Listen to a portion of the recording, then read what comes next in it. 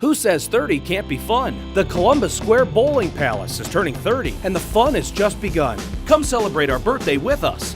With 64 lanes of bowling open 24 hours for fun with friends and family, no matter what time it is, there's always time at the Palace. The Palace is the perfect place to hold your birthday party or corporate employee groups. Call us today to make your reservation. 30 years old and better than new, with millions of dollars in renovations at the highest rated bowling center in Columbus, the Columbus Square Bowling Palace.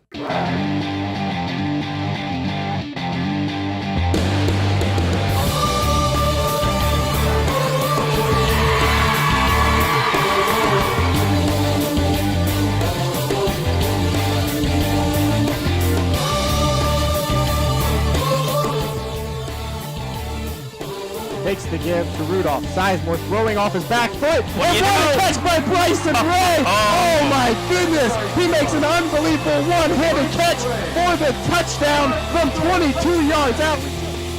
Bryson Ray with a fantastic one-handed grab for the touchdown, the first of his career. Audio and video brought to you by OTV, myself, and Harrison Ralph on the call from Saturday's game. Thanks for watching Cardinal Kickoff, your exclusive source for all things Otterbein football, brought to you by the Columbus Square Bowling Palace, only here on OTV. I am David Kinder, joined in studio, Otterbein senior Josh Overholser. Josh, how you doing? I'm doing great. Nice to be here on Cardinal Kickoff. Your inaugural Cardinal Kickoff. Well, Saturday's game was expected to be a bigger blowout than it was. The Student Princes, one of the 3 undefeated teams remaining in the OAC, that came in with the 12th ranking in the nation, averaging 62 points a game. And to Otterbein's credit, they played a very effective game. Didn't get the win, of course. Final score 35-17. Otterbein making it a lot closer than what a lot of the experts would think. However, at halftime and after the end of the game, there are a lot of head-scratching moments and a lot of regrets for the Cardinals, especially for Coach Daup. A couple things that could have went better that would have made it a closer game. We mentioned towards the end of the first half, Ben Sizemore went to back to pass with about 10 seconds left, gets sacked.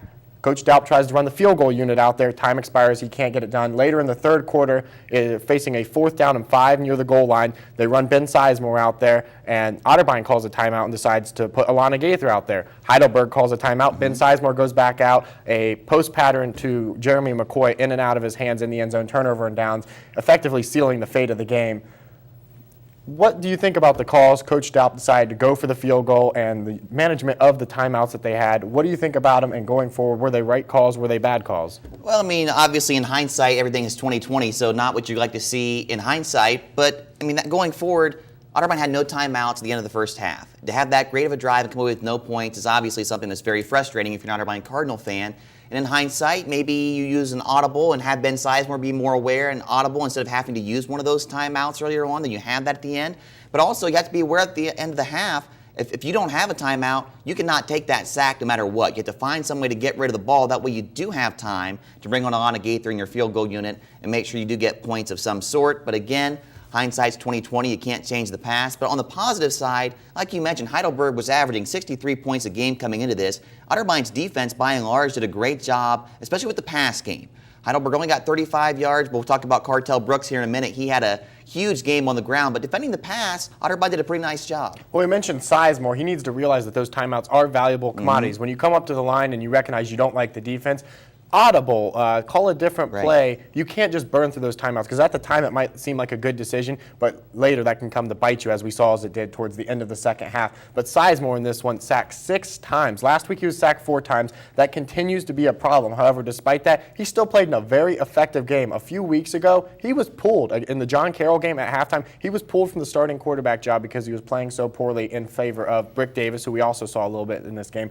Sizemore played a very effective game, especially after the fact he went away with an injury and came out for a drive, went back in. It just shows what a great team leader he is, that he was able to play through that injury and try to rally his troops back, and no one else is calling for a new quarterback now. He is the leader of this team, and we mentioned he had a career high passing the ball, 51 attempts, 354 passing yards, both career highs for him. He had a sensational day passing the ball. Yeah, he really did. He's got a young offensive line in front of him still, too. Otterbein starts 1 junior, 3 sophomores, and 1 freshman. And especially in the second half, they really started to find their own. He was sacked 6 times, which is entirely too many, more than what you'd like to see.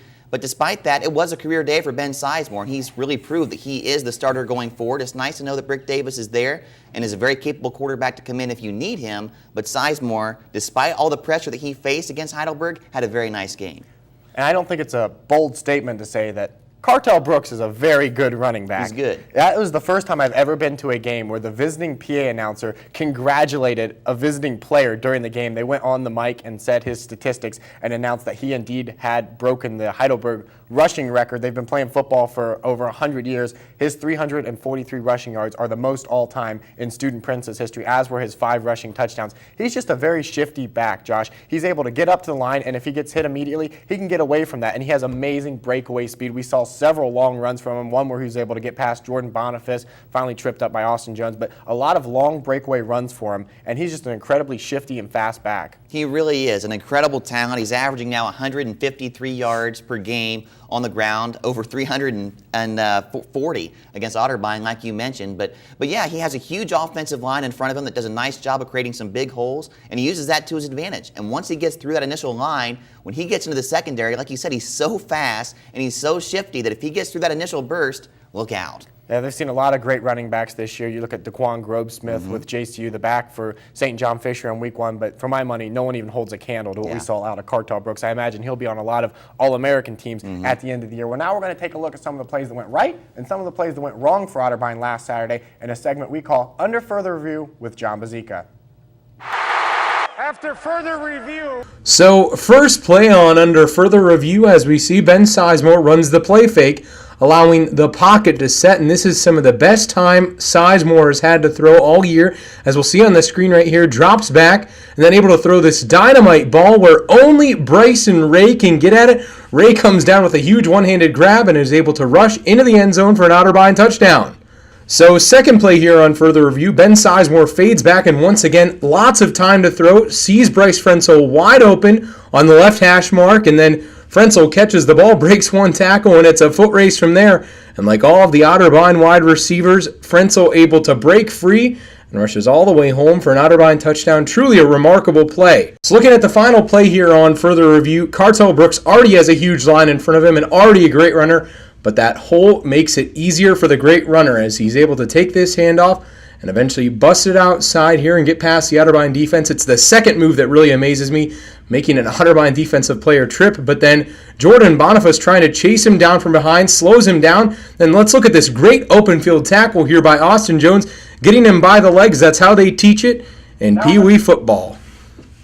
Now we're going to step away for a little bit here on Cardinal Kickoff. When we come back, we'll talk about what Otterbein needs to do to get a win on Saturday when they head to Alliance to take on the #1 team in the nation.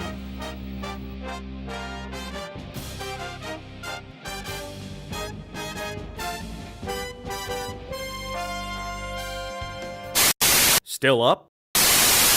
Can't sleep? Looking for something to do? Come to a place where the fun never sleeps. Columbus Square Bowling Palace. It's been the premier bowling destination in Central Ohio for 30 years. With 64 lanes of bowling open 24 hours, no matter what time it is. There's always time at the Palace for fun with friends and family. Join the Night Owl regulars at Columbus Square Bowling Palace, where the fun never sleeps.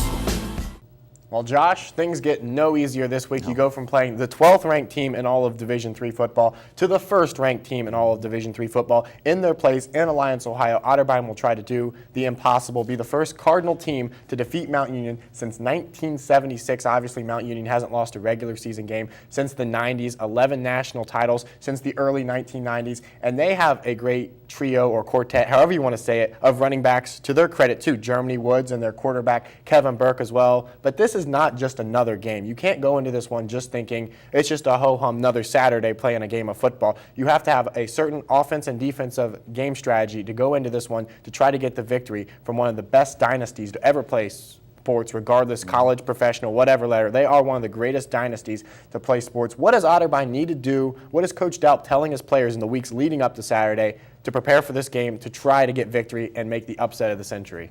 Well, a lot. I mean, as Coach Daup says, Mount is Mount. And if you ask them, they don't really look at it and try to prepare any differently. It's another game.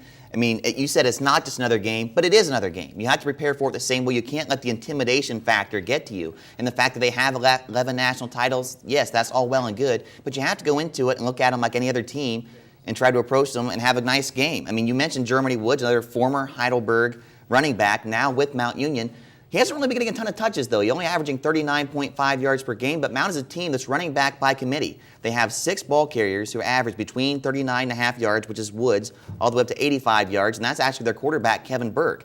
So there's really no one guy you can key in on that running game for Mount Union. They're very diverse. They pass the ball, they run the ball, 296 yards on the ground per game, 270 yards passing per game, a total of 566 yards. They average 55 points a game. And on the defensive end, they're strong there too. They only give up 8.5 points and 173 yards per game. They're the number 1 team in the country for a reason.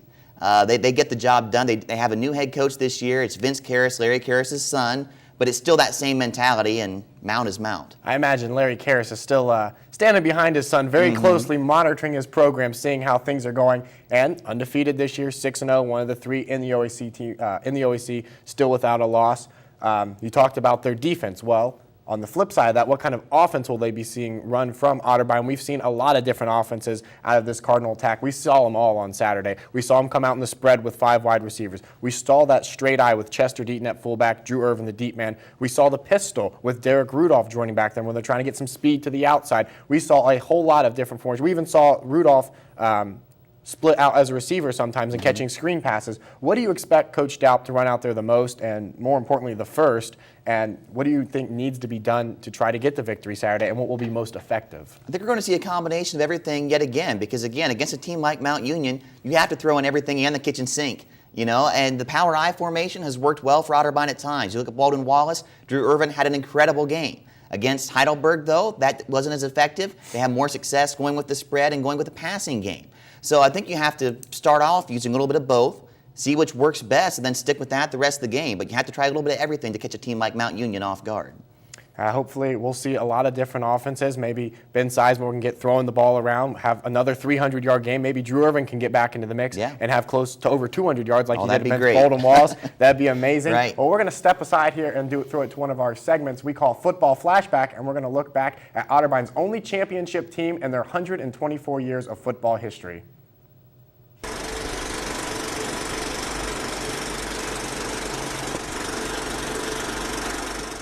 In Otterbein's 124 years of football history, only one team has finished the year atop the conference standings. The 1946 Cardinals benefited from the returning GIs from the war. The team before had just 24 players on it, while the following year's roster had jumped to 56, led by their captain and quarterback, fresh out of service, Edwin Dubs Roush, and all-conference fullback Bob Agler, who would play in the NFL for 2 years with the LA Rams. They went 7-1 to take the OAC title. After losing in Week 1 to West Virginia by only a touchdown, they shut out 4 of their next 6 opponents in way to the school's only championship.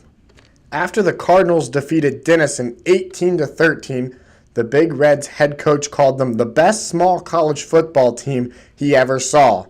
By the way, the head coach of the Big Red then was a 33-year-old young man named Woody Hayes. Well, as always, Josh, before we step away here on Cardinal Kickoff, let's get your final thoughts on Saturday's game in Alliance and a score prediction. It's going to be tough. Mount Union's a very tough team. Everybody knows that. Everybody knows their history. That's all there. If you're Otterbein, you have to try to ignore that, prepare for it like any other game, and just come out ready to go. They're going to have to mix it up on offense. The power I formation, try that some. If Drew Irvin's touches are working like they did against Baldwin Wallace, keep with it. If not, they'll have to go to the pass game more. We know it can be effective because we saw that against Heidelberg. And on defense, again, I wish I could say there's one area where you have to key in, but there's not. They're so diverse. They're so well-talented. And it's going to be a tough game for the Cardinals. I think Mount Union does keep the streak alive. I'm going with them 42-17, but I'd love to be proven wrong. And if the Cardinals would have the upset, that would make me the happiest guy in the world. But I'm going with Mount 42-17. We are always the first here on Cardinal Kickoff to admit when we are wrong in our score predictions. I picked them to lose Baldwin Wallace. Right. They didn't. I even picked kind of a blowout to Heidelberg last week, and it was a very close game. This week's game, Otterbein got shut out last year, 51-0 when they took on the Purple Raiders. I'm going to say they're going to score this year. They're going to end the streak of not scoring against Mount Union. I'm going to say they're going to score a couple touchdowns. I'm going to say a very similar score to you. I'm going to say final score going to be 50-14. Otterbein gets a pair of touchdowns. I'm going to say Drew Irvin is able to rush the ball a little bit. Sizemore plays effectively. And don't be surprised if it's a closer game than a lot of people think at halftime. Mount Union has so much talent, I think that they'll start to pull away in the second half. But halftime, look for a very close score. Mount Union only put up 50, I shouldn't say only, but 50 points for Mountain U isn't a lot, that much, to Capital. Heidelberg put up 76 on Capital. Yeah. So Otterbein held them to just 35 points. So don't be too surprised if it's a close game at halftime. Well, we're going to step away here on Cardinal Kickoff now. Remember, if you can't make it to Alliance on Saturday, you can listen to that game on WOBN 97.5 FM. Kickoff around 1:30 for that one. Remember, you can catch all the highlights from that game as well on next week's edition of Cardinal Kickoff. We thank you for watching Cardinal Kickoff, brought to you by the Columbus Square Bowling Palace here on OTV. For my co-producer, Aaron Reinhart, I'm David Kinder, along with Josh Overholser. Thanks for watching, and go Cards!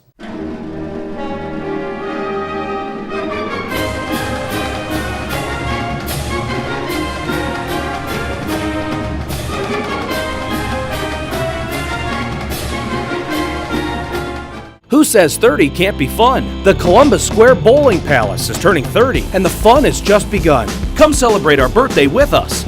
With 64 lanes of bowling open 24 hours for fun with friends and family, no matter what time it is, there's always time at the Palace. The Palace is the perfect place to hold your birthday party or corporate employee groups. Call us today to make your reservation. 30 years old and better than new, with millions of dollars in renovations at the highest rated bowling center in Columbus, the Columbus Square Bowling Palace.